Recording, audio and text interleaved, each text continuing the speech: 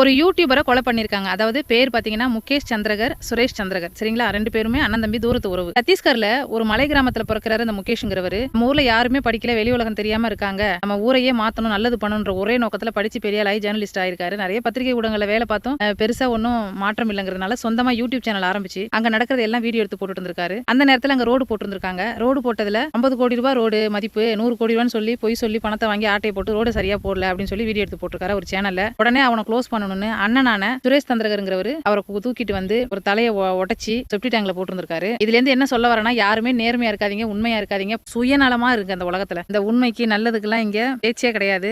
தம்பின் கூட பார்க்காம அண்ணங்காரன் இந்த 2025 பிறக்கும்போது நம்ம எல்லாம் ஜாலியா இருந்தோம். அங்க ஒரு உயிர் போயிட்டு இருந்திருக்கு. அவர் நேர்மையா இருந்து அவர் ஊருக்கு நன்மை செய்யணும்னு ஒரு யூடியூபரா மாறி வீடியோ எடுத்து போட்டதுக்கோசரம் அவர் உசுறு இன்னைக்கு இல்ல. அதே மாதிரி யூடியூபர்கள் யாரும் பொலிட்டிக் பேசுறாதீங்க, பணக்காரங்களை பத்தி பேசுறாதீங்க. ஏன்னா உண்மையை பேசுறீங்களா இல்லையா ஏறிக்கிட்டு வந்துருவாங்க. ஏன்னா அவங்க அவங்களுக்கு சம்பாதிக்க மாட்டாங்க. 10 தலைமுறைக்கு சம்பாரிச்சு 10 தலைமுறையும் சோம்பேறியாக்கி வச்சுட்டு போயிருவாங்க.